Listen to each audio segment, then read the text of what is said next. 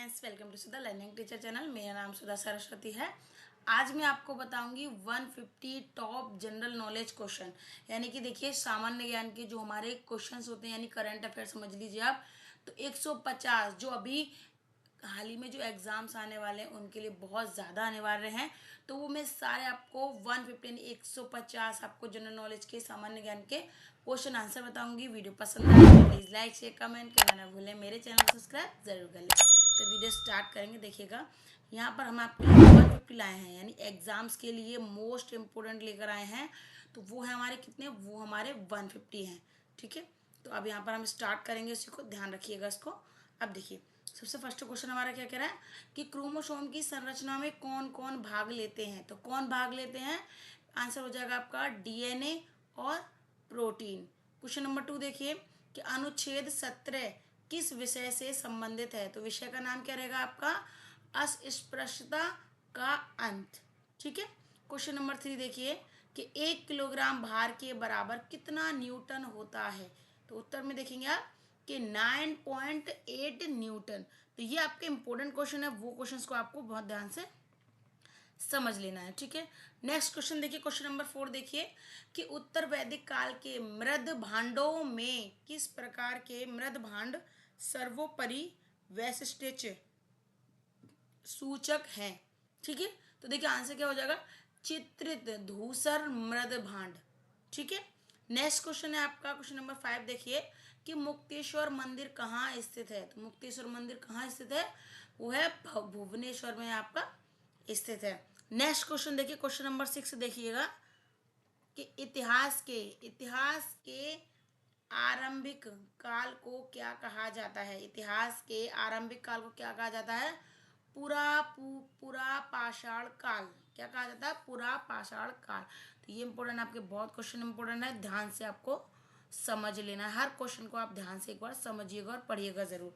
Question number 7 देखिए कि किस काल में पत्थर के औजार सबसे पहले पाए गए थे। किस काल में पाए गए थे, तो आंसर हो जाएगा पुरा पाषाण काल में।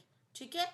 नेक्स्ट क्वेश्चन देखिए, क्वेश्चन नंबर 8 देखिए कि कौन सी सभ्यता अपने नगर नियोजन के लिए प्रसिद्ध है। ठीक है, तो कौन सी सभ्यता में नगर नियोजन के लिए, नगर को बनाने के लिए प्रसिद्ध है, कि सिंधु घाटी सभ्यता। ठीक है। नेक्स्ट क्वेश्चन देखिए, क्वेश्चन नंबर 9 देखिए कि सिंधु घाटी सभ्यता का कौन सा स्थान सिंधु नदी के किनारे स्थित था। तो कौन सा सिंधु नदी के किनारे कौन सी सभ्यता घाटी का स्थान स्थित था, तो वो था आपका मोहनजोदड़ो। ठीक है, तो वो नदी के किनारे स्थित था, ये आपको ध्यान रखना, सिंधु नदी के किनारे पर। ठीक है। नेक्स्ट क्वेश्चन देखिए, क्वेश्चन नंबर 10 देखिए कि मोहनजोदड़ो का स्थानीय नाम क्या था। मोहनजोदड़ो का स्थानीय नाम क्या था, कि मृतकों का टीला। ठीक है, मृतकों का टीला, क्योंकि पुरानी चीजें बनी हुई थी ना वहां पर, जो मृत्यु हो चुकी है उनके उनके कंकाल के, इस तरीके से सारी चीजें वहां पर को मिले, इसलिए उसको मृतकों का टीला कहते हैं।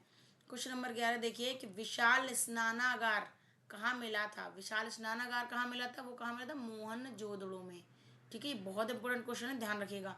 तो क्वेश्चन 12 नंबर देखिए कि चीन में सबसे पहले अपनी शाखा खोलने वाला भारतीय बैंक कौन सा है। तो भारतीय बैंक कौन सा है जो चीन में सबसे पहले उसने अपनी शाखा खोली, तो भारतीय स्टेट बैंक। ठीक है, ये देखिए, अब देखिए भारतीय रिजर्व बैंक यहाँ पर हो गया। देखिए, अब देखिए नेक्स्ट देखेंगे हम, नेक्स्ट आगे क्वेश्चन देखिएगा, क्वेश्चन नंबर 13 देखिए। क्वेश्चन नंबर 13 है कि उत्तर गुप्त युग में जो विश्वविद्यालय प्रसिद्ध हो गया था, उसका आंसर क्या है, नालंदा। उत्तर गुप्त युग में जो विश्वविद्यालय प्रसिद्ध हुआ था, यानी कि विश्वविद्यालय जो था फेमस हुआ था, वो कौन सा था, नालंदा विश्वविद्यालय। ठीक है, जो फेमस हुआ था वहां पर, ध्यान रखिएगा। अब इसी तरीके से आपको क्वेश्चन सारे देखने हैं बहुत अच्छे तरीके से।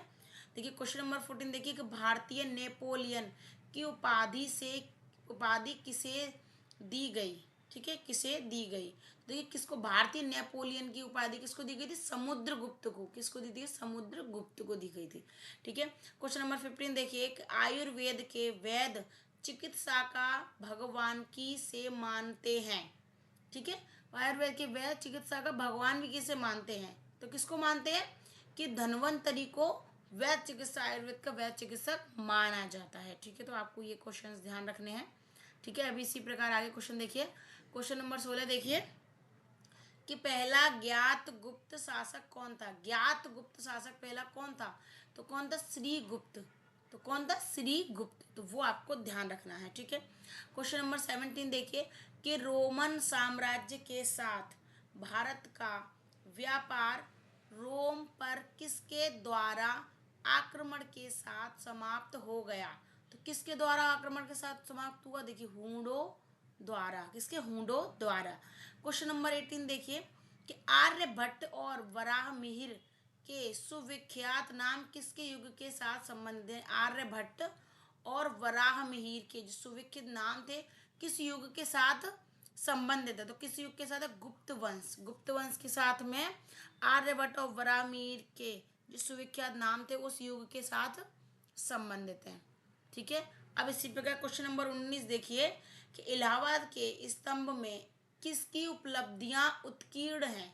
किसकी उपलब्धियां हैं, उपलब्धियां किसकी उत्कीर्ण है इलाहाबाद में, आपको वहां पे देखिए किसकी है, समुद्रगुप्त की उपलब्धियां, ठीक है। जो उनको उपलब्धियां, आप जैसे कि ट्रॉफी वगैरह इस तरीके से बोलते थे, उस तरीके से उन पहले उपलब्धियां प्राप्त की जाती थी, ठीक है। तो वही आपको क्वेश्चन समझ लेना है। तो क्वेश्चन नंबर 20 देखिए, क्वेश्चन नंबर 20 देखिए कि गुप्त युग का प्रवर्तक कौन था। तो गुप्त युग का प्रवर्तक कौन था, तो श्री गुप्त गुप्त युग के प्रवर्तक थे, ठीक है। अब 21 नंबर देखिए कि गुप्त काल में किस धातु के सर्वाधिक सिक्के जारी किए गए। किस धातु के, गुप्त काल में किस धातु के सबसे ज्यादा सिक्के जारी किए गए थे, सोने के। किसके, गोल्ड के, ठीक है, गोल्ड। अब देखिए नेक्स्ट क्वेश्चन देखिए, क्वेश्चन नंबर 22 देखिए कि धातु जो रासायनिक रूप से धातु और अधातु दोनों के रूप में व्यवहार करती है कहलाती है, क्या कहलाती है, तो कहलाती है मेटलॉइड्स। मेटलॉइड्स कहलाती है। जो धातु रासायनिक रूप से धातु और धातु दोनों के रूप में व्यवहार करती है, ठीक है, दोनों के रूप में व्यवहार करती है, तो कहते हैं मेटलॉइड्स, ठीक है। तो ये आपका क्वेश्चन का आंसर हो जाएगा। तो 24 नंबर या 23 नंबर देखिएगा, यानी 23 नंबर देखिएगा कि खट्टे फलों में कौन सा एसिड होता है। खट्टे फलों में, तो खट्टे फलों से नींबू हो गया, संतरा हो गया, मौसमी हो गया, तो इस तरीके के नींबू, ये चीज़ें हो गई। तो इनमें कौन सा एसिड होता है, इनमें होता है साइट्रिक एसिड, ठीक है। तो इनमें होता है साइट्रिक एसिड। अब नेक्स्ट क्वेश्चन देखिए 24 नंबर देखिए, भारत में प्रधानमंत्री के ओहदे को क्या माना जाता है। प्रधानमंत्री के ओहदे को क्या मानते हैं, क्या माना जाता है, कार्यकारी प्रमुख, ठीक है। ये आपको ध्यान रखना है।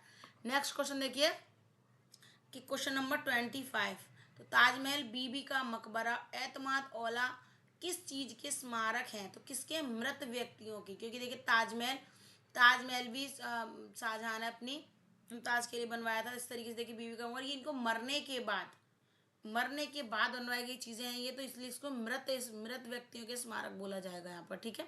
तो इसी तरीके से आप क्वेश्चन नंबर आगे देखिए 26 क्वेश्चन नंबर देखिए, तो यहाँ पर क्या है कि सम्राट अशोक किसका उत्तराधिकारी था। ये क्वेश्चन आता है, कई बार लोग पूछ भी लेते हैं कि सम्राट अशोक किसका उत्तराधिकारी था, तो किसका था, बिंदुसार का उत्तराधिकारी था, ठीक है।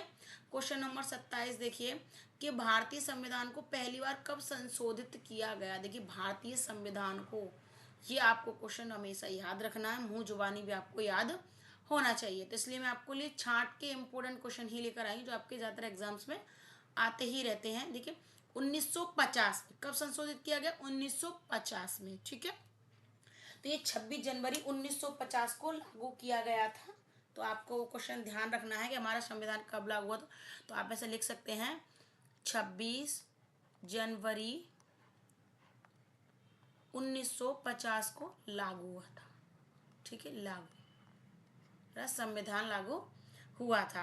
अब नेक्स्ट क्वेश्चन देखिए 28 देखिए, यानी 28 नंबर, रोलेक्ट एक्ट को किस वर्ष लागू किया गया था। रोलेक्ट एक्ट को देखिए ये भी आपका ज़्यादातर मिलान में 1 नंबर क्वेश्चन में आता ही रहता है। तो 1919 में, कब, 1919 में, ये ध्यान रखना है आपको क्वेश्चन। देखिए दोनों ही क्वेश्चन आपके बहुत ही महत्वपूर्ण क्वेश्चन है, इसलिए आपको अच्छे से ध्यान रखना है। क्वेश्चन नंबर 29 देखिए कि महाराणा प्रताप बुलबुल किसे कहते थे। अपने घोड़े को वो क्या कहते थे, बुलबुल कहते थे अपने घोड़े को, क्योंकि उनका घोड़ा काफ़ी शक्तिशाली और ताकतवर था। तो बॉक्सर इवांडर है होलीफील्ड, बॉक्सर इवांडर होलीफील्ड को किस नाम से जाना जाता है, द रियल डील, ठीक है, द रियल डील, ठीक है, द रियल डील। अब देखिए क्वेश्चन नंबर 31 देखिए कि सिंधु घाटी सभ्यता का बंदरगाह कहाँ पर स्थित है। बंदरगाह का मतलब क्या होता है कि जहाँ पर उसका सबसे बड़ी उसकी जगह, जहाँ पर उसका एक एक वो हो जाता है कि आप कोई भी चीज़ सबसे ज़्यादा वहाँ पर आती है। जैसे कि आप बहुत सी जगह देखिए बंदरगाह, जैसे एयरपोर्ट वगैरह जैसी चीज़ें होती है ना, जहाँ से पानी के जहाज़ों को उसको बंदरगाह बोला जाता है। ठीक है, तो सिंधु घाटी सभ्यता का बंदरगाह कहाँ पर था, तो लोथल में उसका बंदरगाह था। ठीक है, तो ये क्वेश्चन आपके बहुत ही अनिवार्य हैं, बहुत ही इंपॉर्टेंट है, तो आप इन क्वेश्चन को अच्छे से तैयार कर लीजिएगा।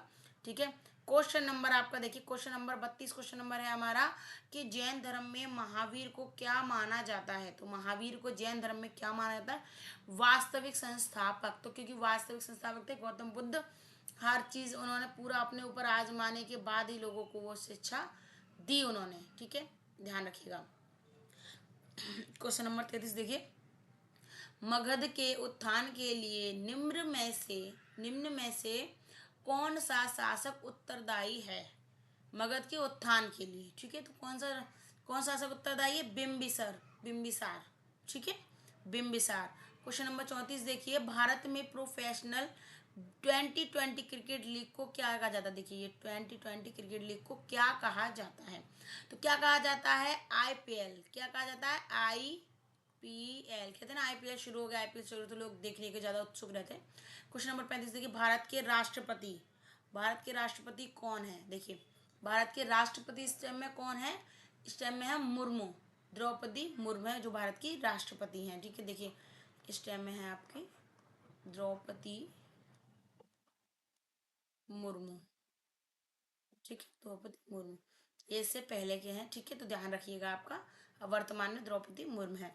अब आगे देखिए क्वेश्चन नंबर 36 देखिए, 36 क्वेश्चन नंबर में देखिए कि क्या, देखिए सचिन तेंदुलकर को हाल ही में किस खिताब से नवाजा गया था। देखिए जब नवाजा गया था तो उस समय में किससे नवाजा गया था, पद्म विभूषण से। सचिन तेंदुलकर को पद्म विभूषण खिताब से नवाजा गया था। ठीक है, इसरो के हेडक्वार्टर्स कहाँ है, तो इसरो के हेडक्वार्टर अरुणाचल प्रदेश में है। क्वेश्चन नंबर 38 देखिए कि मिल्खा सिंह को क्या कहा जाता है, flying Sikh of India. Milkha Singh, क्योंकि उनकी रफ्तार दौड़ने की बहुत ज़्यादा तेज थी। ठीक है, तो उनको फ्लाइंग सिख ऑफ इंडिया कहा जाता है। अब क्वेश्चन नंबर 39 देखिए कि भारत का सबसे बड़ा राज्य कौन सा है, तो भारत का सबसे बड़ा राज्य है राजस्थान। ठीक है, तो देखिएगा आपको इस रिलेटेड मेरे पास वीडियो भी मिल जाएगी, सबसे बड़ा जिला, सबसे बड़ा राज्य।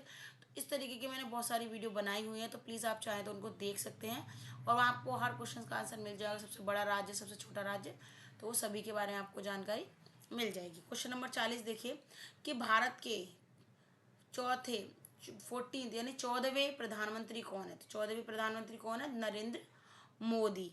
ठीक है, आगे देखिएगा क्वेश्चन नंबर आपका 41 देखेंगे हम।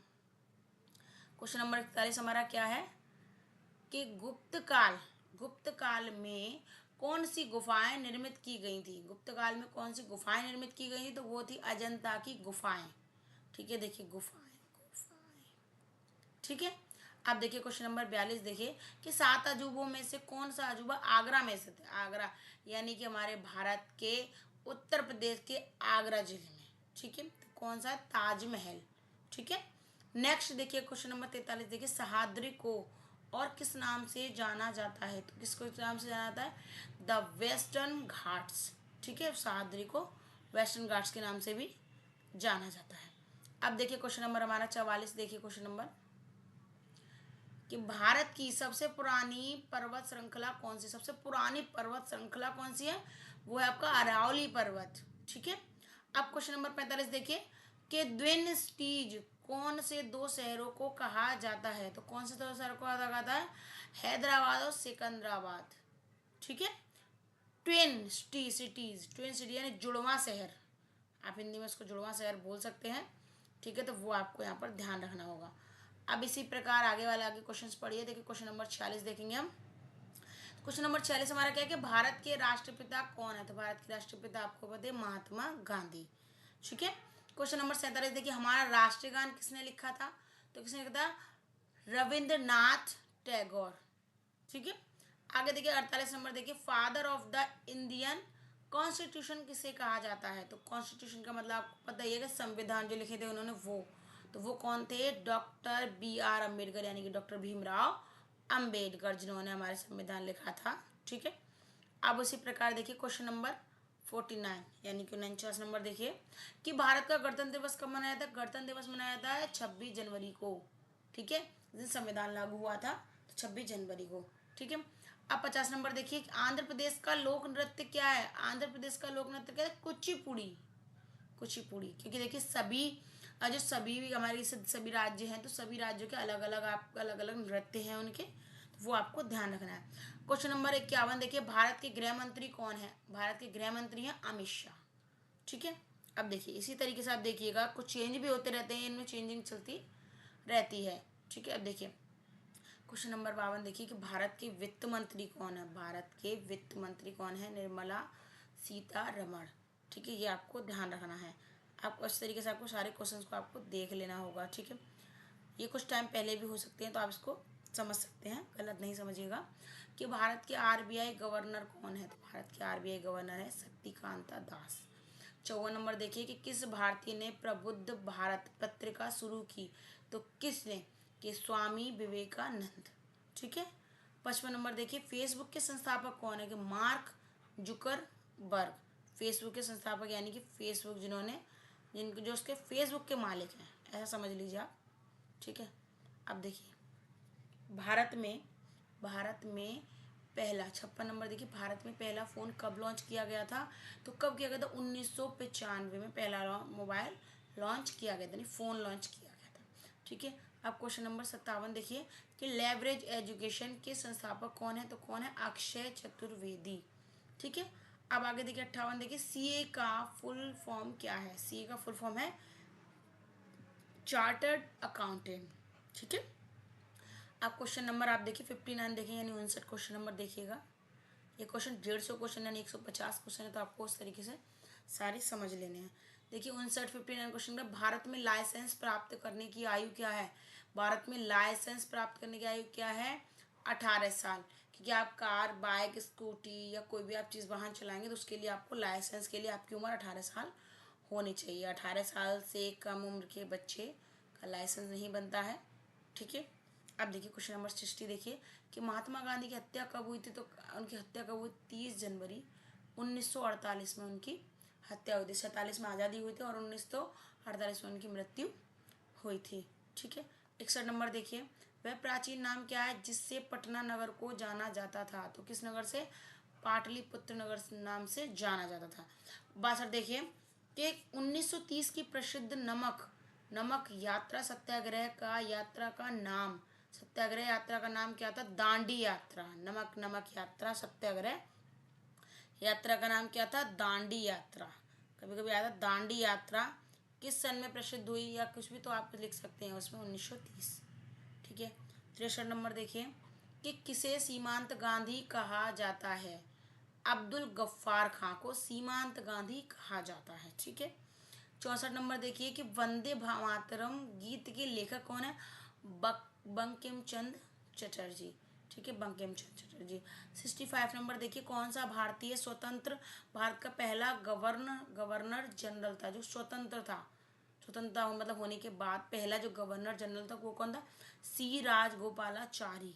ठीक है, तो ये क्वेश्चन आपके लिए बहुत इंपॉर्टेंट है, तो आप उसको ध्यान रखिएगा हमेशा के लिए, ये आपको क्वेश्चन को आपको याद रखना है। ठीक है, अब नेक्स्ट क्वेश्चन देखिए क्वेश्चन नंबर 66 देखिए कि सर्वप्रथम किसने कहा कि स्वतंत्रता मेरा जन्मसिद्ध अधिकार है, तो किसने कहा था स्वतंत्रता मेरा जन्म, तो उत्तर इसका हो जाएगा बाल गंगाधर तिलक ने। ठीक है, कि स्वतंत्रता मेरा जन्मसिद्ध अधिकार है। सही बात है कि अगर जन्म हुआ है तो उसका मतलब स्वतंत्रता हमारा अधिकार है, हमें स्वतंत्र रहना चाहिए। ठीक है, क्वेश्चन नंबर 67 देखिए कि मोहनजोदड़ो को अन्य किस नाम से भी जाना जाता है, तो किस नाम से, माउंट ऑफ डेड। ठीक है, जैसे आप ऐसे लिख सकते हैं माउंट ऑफ डेड, MOT मौत। ठीक है, 68 को देखिए शाहनामा किसकी कृति है। शाहनामा किसकी कृति है, तो फिरदौस की कृति है। किसके, फिरदौस। अब इस तरीके से 69 क्वेश्चन नंबर देखिए कि फतेहपुर सिकरी की स्थापना का श्रेय किसे जाता है। फतेहपुर सिकरी किसने बनवाया था, फतेहपुर सिकरी जोधा के लिए अकबर ने बनवाया था, कि जब उसने मृत्यु पर विजय ही पा ली थी तो उसको एक गिफ्ट के तौर पे दिया गया था। क्वेश्चन नंबर 70 देखिए संविधान में संशोधन नहीं किए जा सकते हैं। संविधान में संशोधन नहीं किया जा सकते, किसे, जनमत जनमत संग्रह से संशोधन नहीं किए जाते जन्म से। ठीक है, अब देखिए 71 देखिए, भारत में कब पहली बार राष्ट्रीय आपातकाल घोषित किया गया था। राष्ट्रीय आपातकाल देखिए, ये क्वेश्चन देखिए, तो कब, 1962 में। ठीक है, ये आपको ध्यान रखना है यहाँ पर। अब 72 नंबर क्वेश्चन देखिए, यानी 72, कि संविधान सभा ने भारत के संविधान को कब अंगीकृत किया था। कब अंगीकृत किया था, तो इनमें से कोई नहीं, मतलब कभी नहीं। ठीक है, अंगीकृत किया था, नहीं, कभी नहीं, तो आंसर कैसे हो जाएगा, इसमें से आप कोई भी लिख सकते हैं, किसी ने कभी नहीं। ठीक है, आप क्वेश्चन नंबर 73 देखिए, कि हमने विश्व के किस राष्ट्र के संविधान से अपने मूल अधिकारों की संकल्पना ग्रहण की।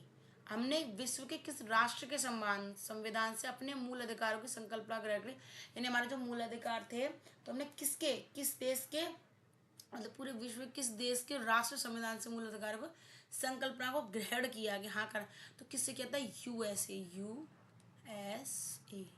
ठीक है, ये आपका आंसर यहाँ पर हो जाएगा।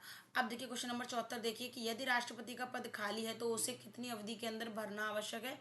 तो कितनी अवधि के अंदर, 6 महीने के अंदर आपको भरना अनिवार्य हो जाएगा। ठीक है, तो हो जाएगा कि हमेशा होता ही है, 6 महीने के अंदर आपको भरना है। ठीक है, अब देखिए 75 नंबर देखिए, यानी 75, कि भारतीय संविधान का कौन सा अनुच्छेद जम्मू तथा कश्मीर राज्य को विशेष दर्जा देता है। तो कौन सा अनुच्छेद, तो अनुच्छेद 370, कहते 370 धारा हटी थी अभी जम्मू कश्मीर में, तो ये आपको ध्यान रखना है। ठीक है, क्वेश्चन नंबर 76 देखिए, कि राज्यसभा के सदस्य का कार्यकाल होता है। राज्यसभा के जो सदस्य होते हैं उनका कार्यकाल, यानी उनको कितने समय में काम, कितने समय तक का कार्य के लिए समय मिलता है उनको, कि कितना समय मिलता है उनको, 6 साल मिलती हैं उनको। ठीक है, आप क्वेश्चन नंबर 77 देखिए, कि फोर्थ एस्टेट पद किसे संदर्भित करता है। किसको, फोर्थ एस्टेट, तो किसको करता है, प्रेस को। आप ऐसे लिख सकते हैं, देखिए जैसे फोर्थ एस्टेट, ठीक है, एस्टेट या स्टेट, फोर्थ स्टेट। ठीक है, तो ये आपको ध्यान रखना है, ये क्वेश्चन काफ़ी आपका इंपॉर्टेंट है, तो आपको क्वेश्चन को याद रखना है। ठीक है, तो यहाँ पर आपका आंसर हो जाएगा प्रेस, 77 हो जाएगा प्रेस। ठीक है, अब इसी तरीके से आगे वाला क्वेश्चन पढ़ेंगे, आगे वाला हम क्वेश्चन पढ़ेंगे। देखिए देखते जाइए, बहुत इंपॉर्टेंट क्वेश्चन है। देखिए क्वेश्चन नंबर 78 देखिए, कि भारत के प्रथम उपराष्ट्रपति कौन थे। सबसे पहले उपराष्ट्रपति डॉक्टर एस राधाकृष्णन, जो 2 बार उपराष्ट्रपति बने थे, वो भी आपको ध्यान रखना है कि 2 बार उपराष्ट्रपति जो बने थे वो भी यही थे। तो 79 क्वेश्चन नंबर देखिए, कि रिचर पैमाने पर किसको मापा जाता है। रिचर पैमाने पर किसको मापा जाता है, भूकंप की प्रबलता को मापा जाता है। क्वेश्चन नंबर 80 देखिए, कि भारत के उत्तरी मैदानों की मृदा सामान्यतः कैसी होती है, यानी मृदा का मतलब होता है मिट्टी उत्तर भारत के उत्तरी मैदानों की मिट्टी सामान्यतः कैसे बनी होती है, मिट्टी बोल सकते हैं आप, तो तलोचन द्वारा बनी होती है। ठीक है, क्वेश्चन नंबर 81 यानी 81 नंबर देखिए, कि भारत में सफेद क्रांति का जनक किसे कहा जाता है। तो किसको कहा जाता है, डॉक्टर वी कुरियन, सफेद क्रांति का जनक। देखिए क्रांति से रिलेटेड भी मैंने वीडियो बनाई है, तो वो आप वहाँ पर आप देख सकते हैं, सभी क्रांतियों से रिलेटेड। तो सभी क्रांतियों के जनक कौन है वो भी मैंने उसमें मेंशन किया है। क्वेश्चन नंबर 82 देखिए, कि रणथंभौर चीता शरण स्थल कहाँ पर है। तो रणथंभौर चीता शरण स्थल कहाँ पर है, राजस्थान में। कहाँ है, राजस्थान में। क्वेश्चन नंबर 83 देखिए, कि भारत के किस राज्य में जनसंख्या का घनत्व सर्वाधिक है। सबसे ज्यादा जनसंख्या कहाँ है, बिहार में। भारत के राज्यों में गिनाया तो बिहार में। क्वेश्चन नंबर 84 नंबर देखिए, 84 देखिए, ब्रह्मपुत्र नदी का उद्गम कहाँ से हुआ। तिब्बत में कैलाश पर्वत पूर्वी ढाल से इसका उद्गम हुआ। उद्गम का मतलब होता है निकलती है। ठीक है, उद्गम का मतलब होता है निकलती है। 85 नंबर देखिए, कि भारत में कौन सा राज्य सबसे अधिक राज्यों की सीमाओं को स्पर्श करता है। सबसे अधिक राज्यों की सीमा को स्पर्श कौन करता है, उत्तर प्रदेश, यानी यूपी ज्यादातर सबसे ज्यादा राज्यों से टच होकर ही आगे बढ़ता है। तो यूपी, इस तरीके से आपका आंसर उत्तर प्रदेश आपका हो जाएगा। क्वेश्चन नंबर 86 देखिए, 86 देखिए, कि भारत में सबसे लंबा रेलवे जोन कौन सा। भारत में सबसे लंबा रेलवे जोन कौन सा, तो कौन सा रेलवे जोन, उत्तरी रेलवे सबसे लंबा रेलवे जोन है। ठीक है, आपको जाता हर जगह उत्तरी रेलवे आपको मिल जाएगा। तो सबसे लंबा रेलवे जोन उत्तरी रेलवे जोन है। ठीक है। 87 देखिए क्वेश्चन नंबर, कि भारत किसके उत्पादन में आत्मनिर्भर हो गया है। किसके उत्पादन में आत्मनिर्भर मतलब अपने ऊपर, मतलब अपना डिपेंडेंट हो गया है। आत्मनिर्भर मतलब अपने ऊपर हो गया है। ठीक, कॉन्फिडेंस हो किसमें, लोहे के उत्पादन में। ठीक है। क्वेश्चन नंबर 89 देखिए कि कौन सा कर संघ द्वारा लगाया जाता है और राज्यों द्वारा उगाहा तथा विनियोजित किया जाता है। तो कौन सा संघ, स्टैंप शुल्क यानी स्टैंप ड्यूटीज। ठीक है, स्टैंप जो आप पता है मोहर जो लगाई जाती है उसको हिंदी में मोहर कहते हैं। तो वो आपका यहाँ पर इस तरीके से क्वेश्चन आएगा। क्वेश्चन नंबर 90 देखिए। क्वेश्चन नंबर 90 क्या है कि तेजड़िया यानी कि बुल और मंदड़िया यानी कि बियर। बियर माने भालू, बुल माने सांड। ऐसा आप समझ सकते हैं। इंग्लिश में आपको पता होगा, हिंदी में नहीं नाम पता होगा। कि वाणिज्य के किस पहलू से संबंधित है। तो किससे, बुल और बेयर। इसका मतलब भालू नहीं यहाँ पर इस तरीके से, मतलब एक तरह से बुल माने सांड होता है, बेयर माने भालू होता है। लेकिन ये क्या है, दोनों एक तरह से एक स्टॉक मार्केट है। तो वहाँ पर इसको इसमें संदर्भित किया जाता है, उसमें इसकी पहलू से संबंधित होते हैं, वहाँ पर इनका यूज किया जाता है। ठीक है। अब देखिए इसको स्टॉक मार्केट में। क्वेश्चन नंबर 91 देखिए कि कौन सा कर ऐसा है जिससे कीमत में वृद्धि नहीं होती है। कौन से कर से कीमत में वृद्धि नहीं होती। कौन सा कर होता है उसमें, होता है आयकर यानी इनकम टैक्स। इनकम टैक्स से वृद्धि नहीं होती। इनकम टैक्स आपको भरना पड़ता है, वो आपको आपको नहीं मिलेगा बट आपको भरना पड़ता है। इससे आपकी वृद्धि नहीं होती है। ठीक है। क्वेश्चन नंबर 92 देखिए कि विश्व स्वर्ण परिषद की रिपोर्ट के अनुसार कौन सा देश स्वर्ण का यानी स्वर्ण माने सोने का सबसे बड़ा आयातक है। कौन सबसे बड़ा है, भारत। हमारा भारत देश स्वर्ण स्वर्ण में सबसे आयातक है। सबसे ज़्यादा मतलब उसमें रिपोर्ट सबसे ज़्यादा आपको मिलेगी। ठीक है। तो ये क्वेश्चन आपको ध्यान रखना है। क्वेश्चन नंबर 93 देखिए कि हार्ड करेंसी का क्या अर्थ है। हार्ड करेंसी का क्या अर्थ है, वह मुद्रा जिसकी आपूर्ति मांग की अपेक्षा कम हो, यानी जिसकी मांग जो है उसकी अपेक्षा कम हो, यानी मतलब लोग मांग ज़्यादा रहे हैं लेकिन उसकी अपेक्षा नहीं, उसकी मतलब जो कैपेसिटी वो कम हो। तो हार्ड करेंसी का क्या कहता है, इस तरीके से इसका आंसर हो जाएगा। तो क्वेश्चन नंबर 94 देखिए, भारत रत्न पुरस्कार पाने वाले पहले प्रथम व्यक्ति कौन थे। भारत रत्न पुरस्कार पाने वाले प्रथम व्यक्ति थे डॉक्टर सर्वपल्ली राधाकृष्णन। ठीक है। 95 देखिए कि भारत का राष्ट्रीय पशु कौन है। तो राष्ट्रीय पशु है हमारा बाघ है। ठीक है। तो देखिए ये क्वेश्चन है आपके, बहुत ही इंपॉर्टेंट क्वेश्चन है। ये नॉर्मल में भी कभी कोई पूछ सके तो आपको क्वेश्चन को याद रखना है। क्वेश्चन नंबर 96 देखिए कि भारत में सबसे पहले सूर्य किस राज्य में निकलता है। तो सबसे पहले किस राज्य में निकलता है, तो अरुणाचल प्रदेश में निकलता है। और सबसे बाद में छुपता कहाँ है, तो गुजरात में सबसे बाद में छुपता है। तो वो क्वेश्चन आपको ध्यान रखना है। ठीक है। क्वेश्चन नंबर 97 देखिए, भारत का राष्ट्रीय गान किसने लिखा था। तो रविंद्रनाथ टैगोर जी ने लिखा था। क्वेश्चन नंबर 98 देखिए कि टेलीफोन का आविष्कार किसने किया था। तो किसने टेलीफोन का आविष्कार किसने किया था, अलेक्जेंडर ग्राहम बेल ने। ठीक है। ये याद रखिएगा कि टेलीफोन का आविष्कार किसने किया था, अलेक्जेंडर ग्राहम बेल ने किया था। ठीक है। अब यहाँ देखिए आरबीसी, क्वेश्चन नंबर 99 देखिए कि आरबीसी का निर्माण कहाँ होता है। तो आरबीसी होती है रेड ब्लड सेल। देखिए रेड ब्लड सेल्स, लाल रक्त कणिकाएं का निर्माण कहाँ होता है, अस्थि मज्जा में। कहाँ होता है इनका, अस्थि मज्जा में। तो ये इसका आंसर हो जाएगा यहाँ पर अस्थि मज्जा। तो ये देखिए देखिए आरबीसी होती है, डब्ल्यूबीसी होती है। तो ये आपको क्वेश्चन, ये साइंस संबंध है तो आपको ध्यान रखना है। ठीक है। क्वेश्चन नंबर 100 देखिए कि उत्तर प्रदेश का कौन सा नगर ताला उद्योग के लिए प्रसिद्ध है। यानी ताला किस नगर में ताला बनाए जाते हैं। तो किस नगर में, अलीगढ़ में। वहाँ पर ताले बनाए जाते हैं, कुछ जगह जगह देखने को मिल जाएंगे, वहीं पर बनाए जाते हैं।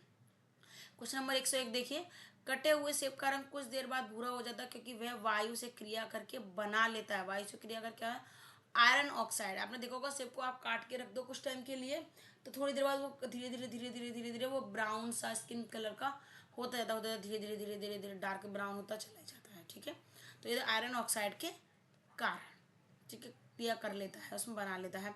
102 नंबर देखिए, चूने में पानी मिलाने पर कौन सी गैस निकलती है। तो चूने में पानी मिलाने पर कार्बन डाइऑक्साइड निकलती है। तो ये भी आपका क्वेश्चन इंपोर्टेंट हो जाएगा। देखिए ये क्वेश्चन काफी इंपोर्टेंट है, इसलिए मैंने छांट छाट के क्वेश्चन वही आपके लिए लाए हैं। देखिए क्वेश्चन नंबर 3 देखिए कि टेलीफोन का आविष्कार किसने किया था। तो अलेक्जेंडर ग्राहम बेल ने टेलीफोन का आविष्कार किया था। क्वेश्चन नंबर 104 देखिए, लौह पुरुष किस महापुरुष को कहा जाता है। तो किसको कहा जाता है, सरदार पटेल को। ठीक है। 105 नंबर देखिए कि कागज का आविष्कार किस देश में हुआ था, तो किस देश में हुआ था, चीन में कागज का आविष्कार हुआ था। कभी भी क्वेश्चन आ जाता कि कागज का आविष्कार कहाँ हुआ था, तो आपको लिख देना है चीन। ठीक है, तो कागज का आविष्कार आपका चीन में हुआ था। ठीक है, क्वेश्चन नंबर 106 देखिए कि सोडा वाटर में नींबू का रस डालते हैं तो बुलबुलें निकलने लगती हैं, क्योंकि इसमें क्या होता है, सोडा वाटर में नींबू का रस डालते हैं इसमें बुलबुलें निकलते हैं, तो क्योंकि इसमें क्या होता है, इसमें क्षार होता है। ठीक है, इसमें क्षार होता है, इसलिए इसमें बुलबुलें निकलने लग जाते हैं। 107 नंबर देखिए किस धातु को चाकू से आसानी काटा जा सकता है, सोडियम को, कि बहुत मुलायम होता है वो। ठीक है, अब देखिए क्वेश्चन नंबर 108 देखिए कि कौन सा एसिड खट्टे फल में पाया जाता है, साइट्रिक एसिड खट्टी चीज़ों में पाया जाता है। मैंने आपको बताया है कई बार कि खट्टी चीज़ों में पाया जाता है तो उसे साइट्रिक एसिड कहते हैं। ठीक है, अब देखिए क्वेश्चन नंबर 9 देखिए कि भारत के प्राइम मिनिस्टर के पद को क्या माना जाता है, तो क्या माना जाता है आपको, देखिए कार्यकारी प्रमुख। ठीक है, 110 नंबर देखिए कि बीवी का मकबरा है तो मतलब ताजमहल किस चीज के स्मारक है, मृत व्यक्तियों के। ठीक है, क्वेश्चन नंबर 111 देखिए कि बिंदुसार का उत्तराधिकारी कौन था, तो सम्राट अशोक बिंदुसार का उत्तराधिकारी था। वो आपको ध्यान रखने, क्वेश्चंस को आप इम्पोर्टेंट है, आपको ध्यान से समझ लेना होगा। ठीक है, अब देखिए क्वेश्चन नंबर 12 देखिए पहला संशोधन भारतीय संविधान में कब हुआ था, तो 1950 में पहला संशोधन हुआ था। ठीक है, अब इसी प्रकार क्वेश्चन नंबर 113 देखिए, देखिए क्वेश्चन सारे इंपोर्टेंट है तो आपको क्वेश्चन आपको समझ लेने हैं। ठीक है, क्वेश्चन नंबर 13 देखिए कि लोथल सिंधु घाटी की सभ्यता का क्या था, का नाम क्या था, सिंधु घाटी की सभ्यता थी उसका क्या नाम था, सभ्यता का क्या नाम था, बंदरगाह सभ्यता, क्या सभ्यता बंदरगाह थे। लोथल सिंधु घाटी की क्या थी, बंदरगाह था, क्या था, बंदरगाह था, तो वो आपको ध्यान रखना है। क्वेश्चन नंबर 114 देखिए मगध का उत्थान किसने किया था, तो मगध का उत्थान किया था बिंबिसार ने। ठीक है, क्वेश्चन नंबर 115 देखिए कि इंडिया का सबसे छोटा राज्य कौन सा है, तो वो है गोवा। सबसे छोटा, सबसे बड़ा है राजस्थान, सबसे छोटा है गोवा, ये आपको याद रखना है। क्वेश्चन नंबर 116 देखिए ब्लू सिटी किस शहर को कहा जाता है, जोधपुर को ब्लू सिटी कहा जाता है। ठीक है, अब देखिए ये आपको अच्छे तरीके से ध्यान रखने, क्वेश्चंस को समझ लीजिए। ठीक है, अब देखिए क्वेश्चन नंबर आपका 117 देखिए कि पिंक सिटी, पिंक सिटी किस शहर को कहा जाता है, पिंक सिटी कहा जाता है जयपुर को पिंक सिटी कहा जाता है। क्वेश्चन नंबर 118 देखिए कि 7 अजूबों में शामिल होने वाला कौन सा अजूबा आगरा शहर में है, तो कौन सा है आगरा में, ताजमहल। ठीक है, 119 नंबर देखिए भारतीय संविधान में सबसे ज्यादा योगदान किसका है, तो भारतीय संविधान सबसे ज्यादा योगदान है डॉक्टर भीमराव अम्बेडकर जी का। अब देखिए 120 नंबर देखिए फ्लाइंग सिख ऑफ इंडिया के नाम से कौन प्रसिद्ध है, मिल्खा सिंह को फ्लाइंग सिख ऑफ इंडिया के नाम से जाना जाता है। ठीक है, तो वो क्वेश्चन आपको ध्यान रखना है। ठीक है, देखिए 121 नंबर देखिए कि इंडिया में पहला फोन कब आया था, तो पहला फोन कब आया था, 1995 में, 1995 में आया था।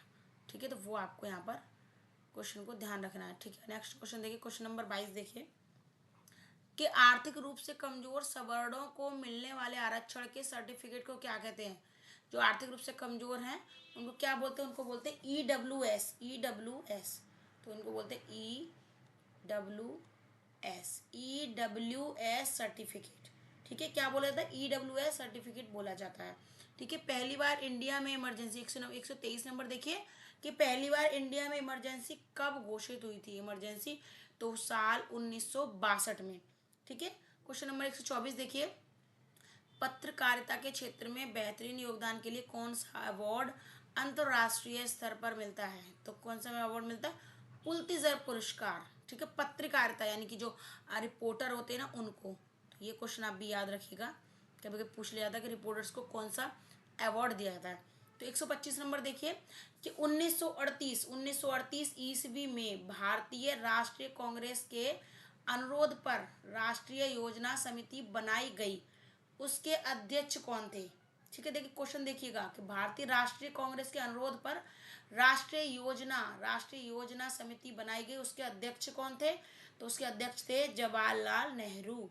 ठीक है, क्वेश्चन नंबर 126 देखिए कि भारतीय मुसलमानों के लिए पृथक पृथक राज्य हेतु पाकिस्तान शब्द का प्रयोग सर्वप्रथम किसने किया था, यानी मुसलमानों के लिए पाकिस्तान शब्द, जो पाकिस्तान देश है उसका नाम किसने बताया, किसने लिया, तो चौधरी रहमत अली।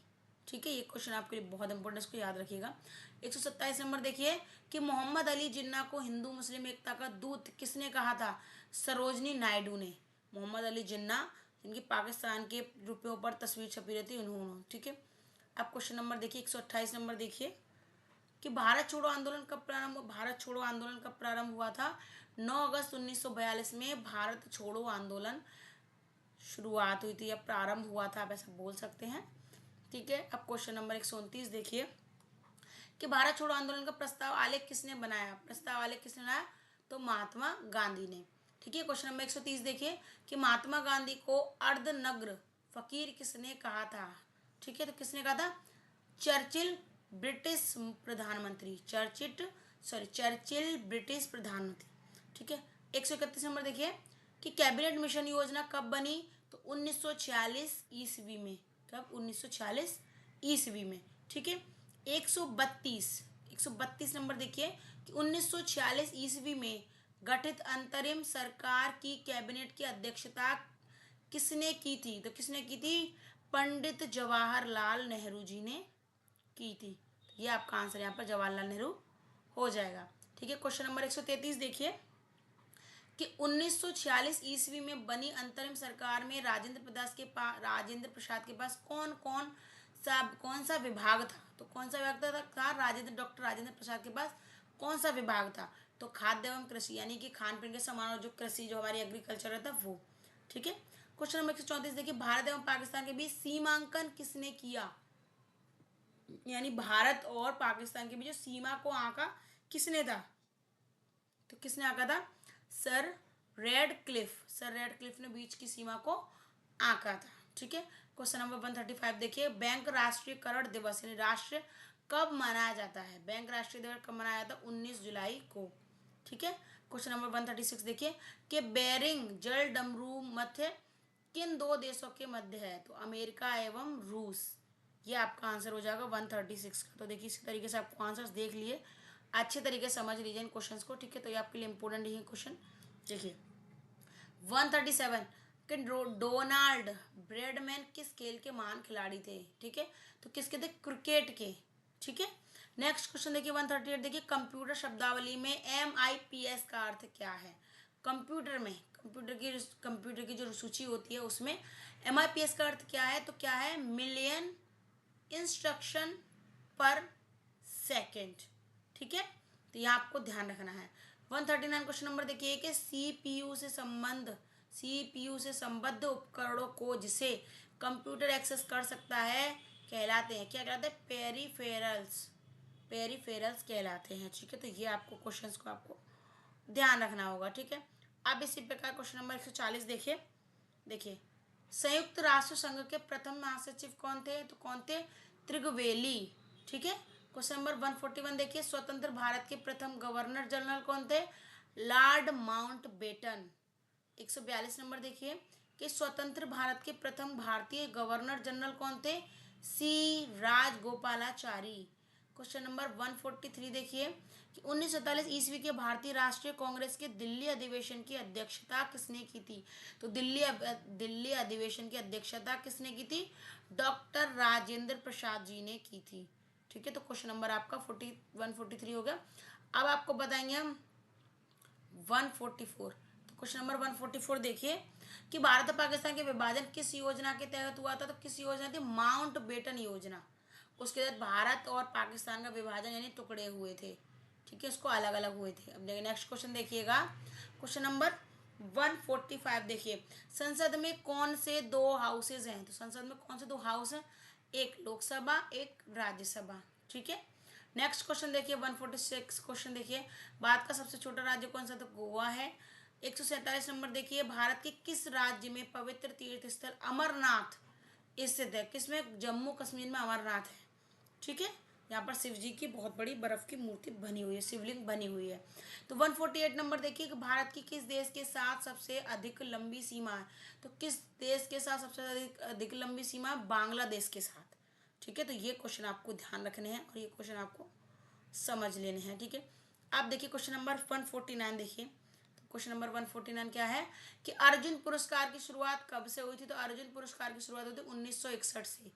ठीक है, आप देखिए क्वेश्चन नंबर लास्ट देखिए, यानी 150 नंबर, यानी क्वेश्चन नंबर बिल्कुल लास्ट है आपका। तो देखिए क्वेश्चन नंबर 150 है, रामायण के लेखक कौन थे? तो रामायण के लेखक थे वाल्मीकि। तो देखिए ये मैंने आपको सारे क्वेश्चंस बता दिए हैं। ये क्वेश्चन बहुत ही इंपॉर्टेंट है, तो ये सारे क्वेश्चंस को आपको समझना है, आपको बहुत अच्छे तरीके से सारे क्वेश्चंस को याद भी कर लेना है, क्योंकि ये आपके मोस्ट इंपोर्टेंट क्वेश्चन। ये किसी भी एग्जाम्स में, आपके बोर्ड एग्जाम्स में, आप कोई नीट का या रीट का आप दे रहे हैं, एनटीपीसी का दे रहे हैं, आरबीसी आरबीएससीसी का दे रहे हैं, तो आप किसी भी चीज़ का दे रहे हैं, तो उसमें इनमें से कोई भी क्वेश्चन आ सकता है। तो आप एक बार सारे क्वेश्चन को पढ़िएगा ज़रूर, और अच्छे तरीके से पढ़ने के बाद आप ध्यान से इस चीज़ को समझ लीजिएगा कि ये इसीलिए मैंने छांट के क्वेश्चंस का आपका पूरा ब्यौरा बनाया, 150 क्वेश्चंस का आपको ब्यौरा बना के दिया है। अगर आपको वीडियो पसंद आए तो प्लीज़ लाइक शेयर कमेंट करना ना भूलें, मेरे चैनल को सब्सक्राइब ज़रूर कर लें। धन्यवाद।